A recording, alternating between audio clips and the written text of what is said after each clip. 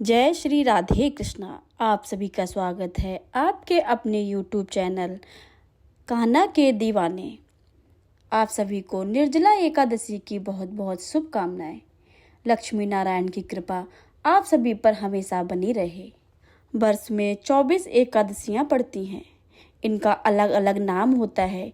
इनके महत्व के अनुसार इनकी अलग अलग कथाएं भी हैं, जिनमें भगवान की महिमा का बखान होता है। इसलिए कथा पढ़े बिना व्रत पूरा नहीं होता है। मानता है कि इस कथा को पढ़ने से भगवान उन्हीं भक्तों की तरह ही आपको भी आशीर्वाद देते हैं। यह पाप नाश करती हैं और कल्याण करती हैं। भीमसेन को इसके प्रभाव से स्वर्ग की प्राप्ति हुई थी। कथा का प्रारंभ करने से पहले एक बार जोर से लगाएं जयकारा। श्री गणेश भगवान की जय, भगवान विष्णु की जय, माता लक्ष्मी की जय, सभी देवी देवताओं की जय। आइए सुनते हैं निर्जला एकादशी व्रत की कथा की महिमा। निर्जला एकादशी व्रत के अनुसार एक बार की बात है, सौनक आदि 88,000 ऋषि मुनि बड़ी श्रद्धा से एकादशी व्रत की कल्याणकारी और पापनाशक रोचक कथाएं सुनकर आनंद मग्न हो रहे थे। इसी बीच कुछ ऋषियों ने ज्येष्ठ शुक्ल पक्ष की एकादशी की कथा सुनने की प्रार्थना की।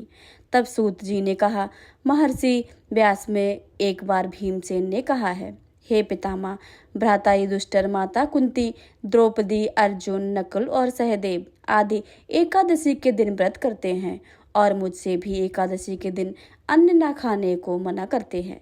मैं उनसे कहता हूँ कि भाई, मैं भक्तिपूर्वक भगवान की पूजा कर सकता हूँ और दान भी दे सकता हूँ, लेकिन मैं भूखा नहीं रह सकता। इस पर महर्षि व्यास ने कहा, हे भीमसेन, वे सही कहते हैं।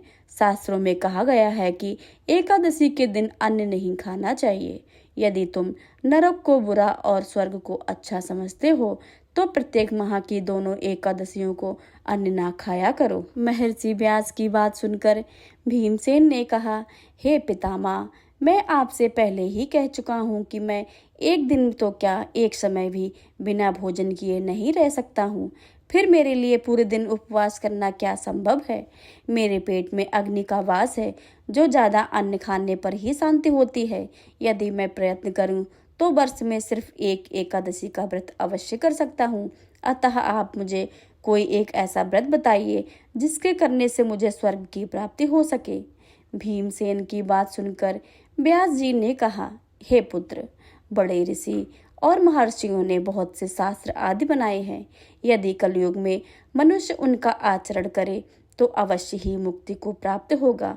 उनमें धन बहुत कम खर्च होता है। उनसे जो पुराणों का सार है वह यह है कि मनुष्य को दोनों पक्षों की एकादशी का व्रत करना चाहिए। इससे उन्हें स्वर्ग की प्राप्ति होती है। महर्षि व्यास ने कहा, हे वायुपुत्र, वृषभ संक्रांति और मिथुन संक्रांत के बीच में ज्येष्ठ माह की शुक्ल पक्ष की एकादशी आती है। उस दिन निर्जला व्रत करना चाहिए। हालांकि इस एकादशी के व्रत में स्नान और आचमन करते समय यदि मुख में जल चला जाए तो कोई आपत्ति नहीं है तथा कोई दोष नहीं है, लेकिन आचमन में 6 मासे जल से अधिक जल नहीं लेना चाहिए। इस आचमन से शरीर की शुद्धि हो जाती है। आचमन में 6 मासे से अधिक जल मदपान के समान है। इस दिन भोजन नहीं करना चाहिए। भोजन करने से व्रत नष्ट हो जाता है। सूर्योदय से सूर्यास्त तक यदि मनुष्य जलपान ना करे तो उसे 24 एकादशियों के फल की प्राप्ति होती है। द्वादशी के दिन सूर्योदय से पहले ही उठना चाहिए। इसके बाद भूखे ब्राह्मण को भोजन कराना चाहिए। इसके बाद स्वयं भोजन करना चाहिए। हे भीमसेन, स्वयं भगवान ने मुझसे कहा था कि इस एकादशी का पुण्य सभी तीर्थों और दान के बराबर है। एक दिन निर्जला रहने से मनुष्य पापों से मुक्त हो जाता है। जो मनुष्य निर्जला एकादशी का व्रत करते हैं उन्हें मृत्यु के समय भयानक यमदूत दिखाई नहीं देते, बल्कि भगवान श्री हरि के दूत स्वर्ग में आकर उन्हें पुष्पक विमान पर बैठाकर स्वर्ग को ले जाते हैं। संसार में सबसे उत्तम निर्जला एकादशी का व्रत है। अतः यत्न पूर्वक इस निर्जला एकादशी का व्रत करना चाहिए। इस दिन ओम नमो भगवते वासुदेवाय इस मंत्र का उच्चारण करना चाहिए। इस दिन गौदान करना चाहिए। इस एकादशी को भीमसेन या पांडव एकादशी भी कहते हैं। निर्जल व्रत करने से भगवान का पूजन करना चाहिए और उनसे प्रार्थना करनी चाहिए कि हे प्रभु, आज मैं निर्जल व्रत करता हूँ, इसके दूसरे दिन भोजन करूँगा। मैं इस व्रत को श्रद्धापूर्वक करूँगा, मेरे सब पाप नष्ट हो जाएं। इस दिन जल से भरा हुआ घड़ा, वस्त्र आदि से ढककर स्वर्ण सहित किसी सुपुत्र को दान करना चाहिए। इस व्रत के अंतराल में जो कुछ मनुष्य स्नान तप आदि करते हैं, उन्हें करोड़ पल स्वर्ण दान का फल प्राप्त होता है। जो मनुष्य इस दिन यज्ञ होम आदि करते हैं, उसके फल का तो वर्णन किया भी नहीं जा सकता है।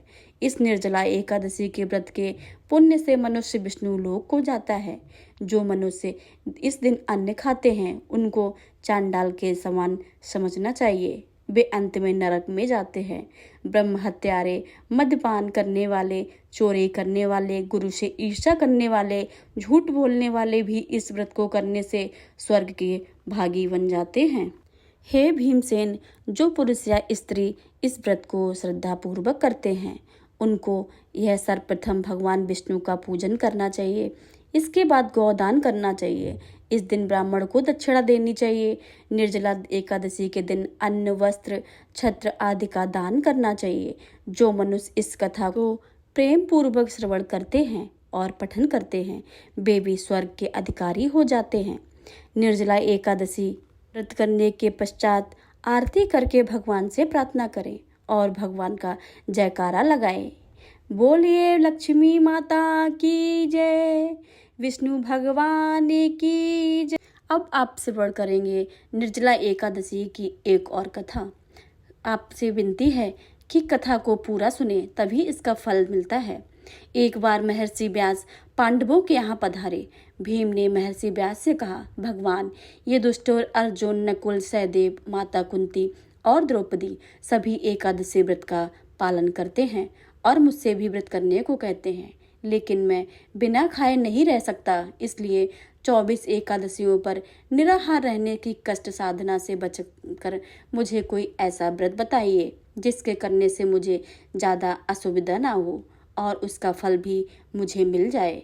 महर्षि व्यास जानते थे कि भीम के उदर में ब्रक नामक अग्नि है, इसलिए अधिक मात्रा में भोजन करने पर भी वह भूख शांत होती है। महर्षि ने भीम से कहा कि तुम ज्येष्ठ शुक्ल एकादशी का व्रत रखो। इस व्रत में स्नान आचमन से, बिना पानी पीने से दोष नहीं होता है। इस व्रत में अन्य 23 एकादशियों के पुण्य का फल प्राप्त तुम्हें मिल जाएगा। भीम ने बड़े साहस के साथ निर्जला एकादशी का व्रत किया, जिसके परिणाम स्वरूप प्रातः होते ही उन्हें वह अचेत हो गए। तब पांडवों ने गंगा जल, तुलसी पत्र, चरणामृत प्रसाद देकर उनकी मूर्छा दूर की। इसलिए इसे भीमसेन एकादशी कहते हैं। आशा करती हूँ कि आज की ये वीडियो आपको पसंद आई। वीडियो पसंद आए तो वीडियो को लाइक करें, शेयर करें तथा चैनल को सब्सक्राइब करना बिल्कुल भी मत भूलिएगा। मिलते हैं अगली वीडियो में, तब तक के लिए जय श्री राधे कृष्णा, जय निर्जला एकादशी।